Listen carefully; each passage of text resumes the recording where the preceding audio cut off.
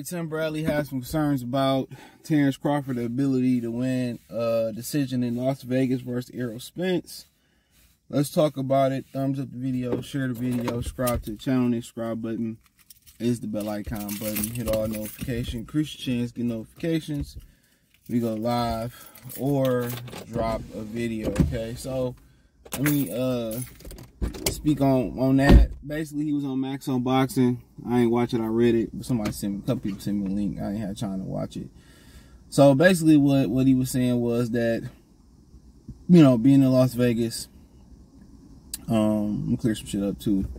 He said, you know, Bud a slow starter. He can't, you know, get behind against Errol because Errol is consistent with his workload, and he pretty much keeps that consistency through from round 1 to round 12. And that, you know, post Mayweather era, well, during the Mayweather era, they were scoring points for defense, and now, you know, they scoring just based off aggression, even if it's an ineffective aggression. And I'll tell you where that started at. Canelo Golovkin won. You know, everybody felt that, you know, it was the biggest robbery, but if you go back and watch it, it was not. Just because you coming forward and throwing punches, if he this big a puncher, he coming forward, he doing all this punching. Why didn't he even, like, hurt Saul or knock Saul out or knock him down? He did not.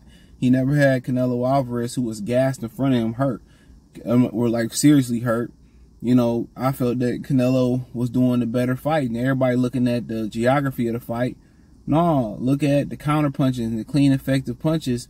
Canelo was slipping and rolling a lot of those Golovkin punches, and I felt that he won that fight. And I'm gonna always say that he beat Golovkin in that first and second fight. We all know what happened in the third fight.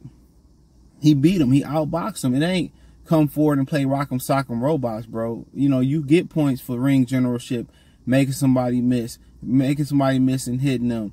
And now, you know, Tim Bradley saying, well, you know, of late, ever since that, in my opinion, Canelo Golovkin won, they've been scoring for the ineffective aggressor. And that's something that I don't like. And all judges ain't created equally neither. Some favor some different type of styles. You got to understand, they don't have a television. They in the arena watching from 3 different sides of the ring. So don't forget that neither. But yeah, then he basically went in and said, well, you know, Errol Spence, you know, he get off start fast, and, you know, Bud takes some time to start off slow, and, you know, what if he hurt Bud early on, and then, you know, Bud get into a deficit, can Bud hurt Errol?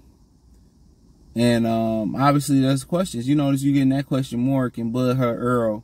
Because in everybody else's mind, Errol can automatically hurt Bud because he's the physically bigger and stronger guy. Or we seen Bud rocked against Gamboa. We seen Bud dropped against the Mean Machine. That's what people think.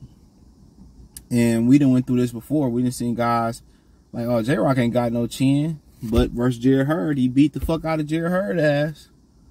We didn't seen it in time and time again in boxing where we said, oh, man, he gonna knock this no chin motherfucker having out, ass out.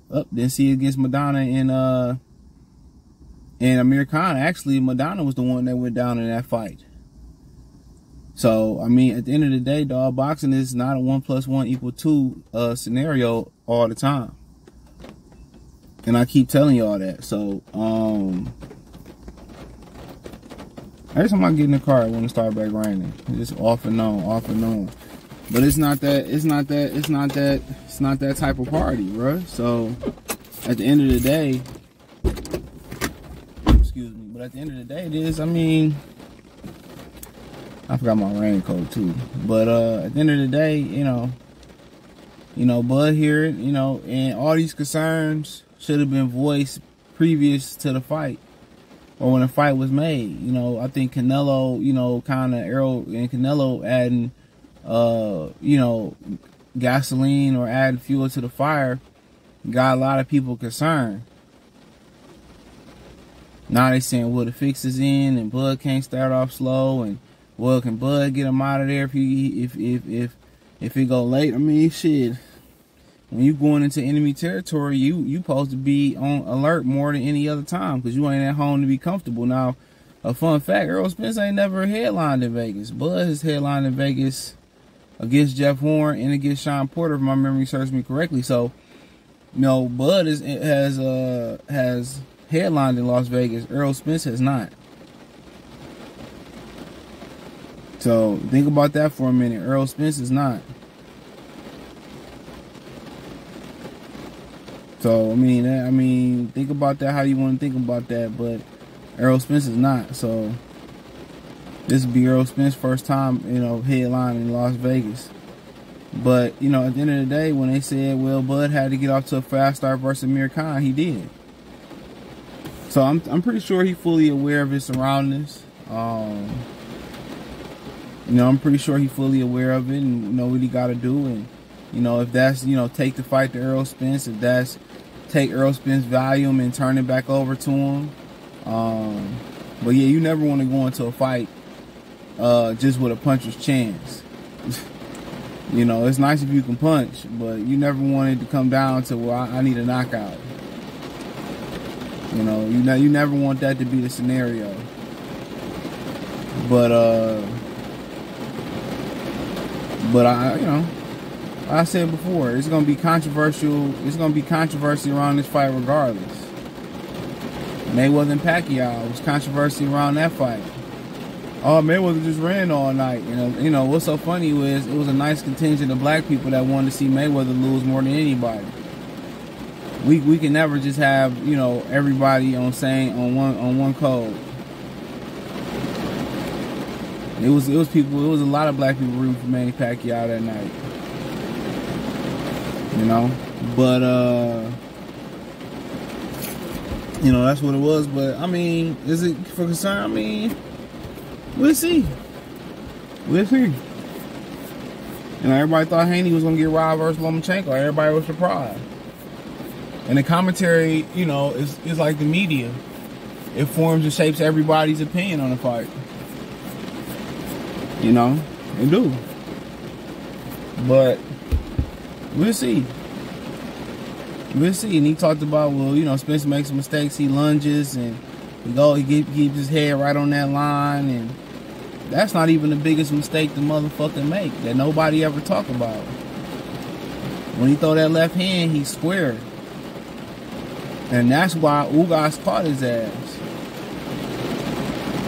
When he throw his straight left hand, he squares completely up. That's why motherfuckers say, I'm Tim Duncan. Bitch, you ain't Tim Duncan, not squaring up like that. You can't give a guy like Terence Crawford a square target. A full target for those who need to understand. When he throw that left hand, he square right on up. And that's because he trying to put everything on that straight left hand instead of just throwing it. He trying to artificially generate power. But it works when you fighting somebody who don't know how to counterpunch, or when you hurt them with that shot, because when they see it coming, they're gonna try to get out the way or they're gonna try to brace for it. But if you catch him throwing that punch, all you gotta do is throw right after him. But his length allowed him to get away with keeping his head on the line. His length allowed for him to be able to square up and not get caught, and not in fighting particular fighters that can't take advantage of that flaw. But he get in and get busy. But he getting busy versus guys that don't have the fear factor with Terence Crawford too. He getting busy versus guys who can't fucking punch. I think he said Danny Garcia is the hardest that he hit him. And I ain't saying Danny Garcia don't hit hard. I'm not saying that for no stretch of the imagination. But he ain't been in there with no puncher, bro. He ain't been in there with a guy that cracked like Ingus Kavalauskas. And I ain't saying he won't beat Kavalauskas, but Kavalauskas can crack. Kavalauskas can crack. And that's when people, question Crawford's chin and shit, because Gamboa called him. Gamboa can fucking crack too. Kavalauskas is a bigger puncher on either one of their resumes. Let's be real. Shit, Avanesian might be a bigger puncher than most of the guys that Errol fought. Only on like a 5 or 6 KO knockout winning streak, so that's why I don't say much about the fight, bro. It's gonna be what it's gonna be. But I started looking at certain things. Yeah, you can get the stepping and get the going right in there when you won't punt, when you won't got a guys who can hurt you, when you don't have the fear factor. He didn't respect Ugas. And that's why Ugas clocked his dumb ass. He went in there knowing it was a rollover fight, and Ugas didn't completely roll over and give up them draws. Pause. Shout out to Durag Shorty. You know, Ugas didn't submit so easy. Ugas should have knocked his ass out too, and just gonna look at him, man. You should have took that bitch clean out and knocked his. If they disqualify you, guess what? Ugas still the champion. I still champion, you know. You got to go into kill mode.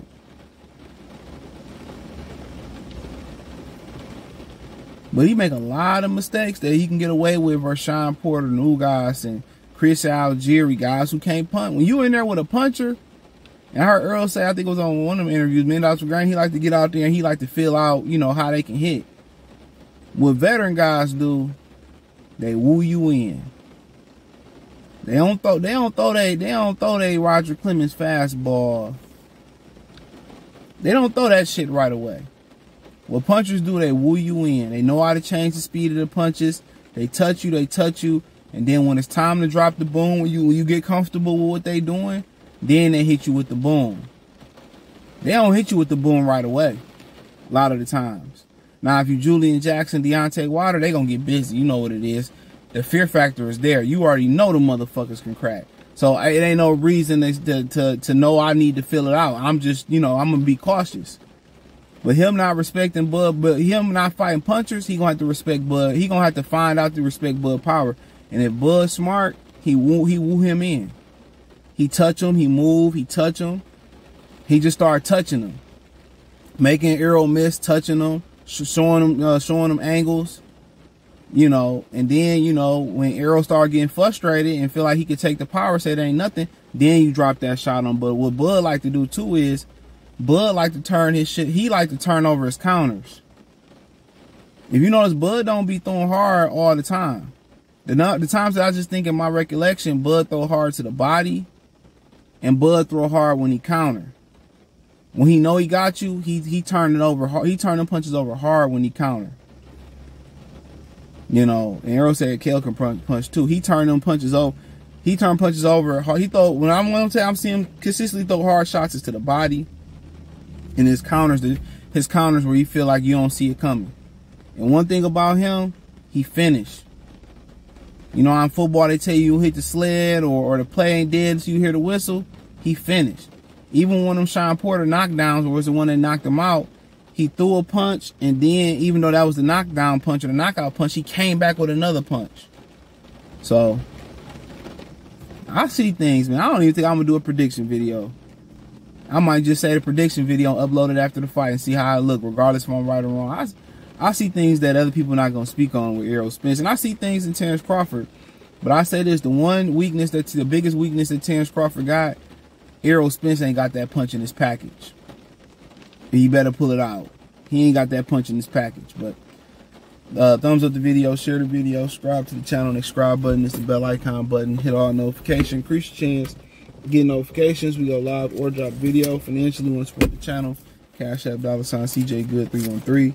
Venmo, CJ Good 313. PayPal link description. The link tree. Follow on TikTok, Twitter, Instagram, Spotify, Anchor, Cash App, Venmo, PayPal. Appreciate the love and support. Peace.